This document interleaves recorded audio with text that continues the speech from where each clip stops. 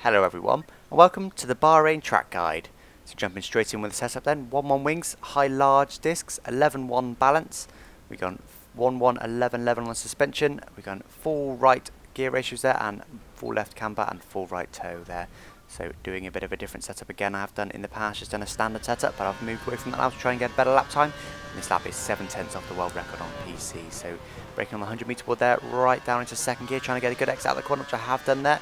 Using all of your curves for run to line, and obviously DRS is wide open right up through the gears. We're going to be hitting the rev limiter very, very early down this long straight, but we can't do much about that. We've gone for full gears, so not a lot we can do. So braking just after the curb on the left hand side there, right down to first gear, trying to avoid that curb on the inside there, but I did just tap it slightly and getting nicely on the throttle very hard, and avoid once again that curb on the inside there, getting DRS open and curves activated as early as you can.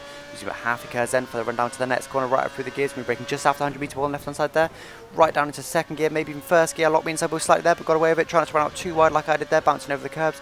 DRS is wide open once again, so little tap on the brakes then, flick it down to fifth, flick it in there and get on the throttle as early as you can for this next couple of corners.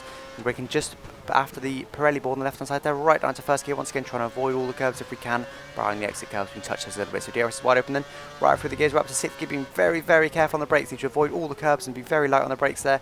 Into that next corner, right down to first gear, try and clip the curb nicely, getting hard on the throttle on the exit there. So using the rest of our curves then for the run down to the next corner. DRS is of course wide open, right up through gears, and we're braking just before the 50 metre wall on the left hand side there, right down to third gear, flick it in nice and early, get on the throttle as early as you can, getting DRS open once again as early as you can. So bring it over to the left then to get a good line around this right hand corner here. You can do it with DRS open reasonably easily, braking just as you see the gap on the top left hand corner then of the screen, and once again down to third gear, get on the throttle as early as you can. So DRS is wide open then for the run down to the final corner.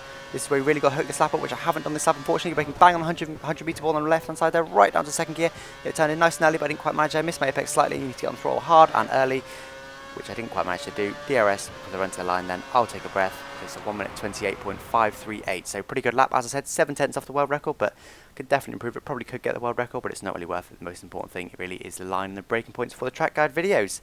Thanks for watching. Bye bye.